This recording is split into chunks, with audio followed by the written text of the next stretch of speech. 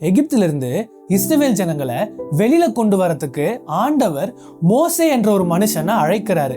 மோசே என்ற பேருக்கான அர்த்தம் வெளியில எடுக்கிறது. யார் இந்த பேரை வைக்கிறா அப்படின்னா பார்வோனுடைய குமாரத்தி. ஏன் அப்படின்னா ஜலத்திலிருந்து வெளியில எடுக்கிறதுனால. மோசையை வைத்துதான் ஆண்டவர் எகிப்துல இருக்கிற இஸ்ரவேல் ஜனங்கள் எல்லாரையும் வெளியில கொண்டு வராரு. அதே மோசையை வைத்துதான் நியாயப்பிரமாணத்தையும் கொடுக்கறாரு. ஆனா அந்த நியாயப்பிரமாணம் கானானுக்கு இஸ்ரவேல் ஜனங்களை போய் சேர்க்க முடியல. அதுக்கு ஒரு யோசுவா வேணும். யோசுவா என்ற பேருக்கான அர்த்தம் ரட்சகர் அப்படின்ட்டு போடப்பட்டிருக்கு. நம்மளும் பரலோகத்துக்கு போய் சேரணும் அப்படின்னா நமக்கும் ஒரு ரட்சகர் வேணும்ல.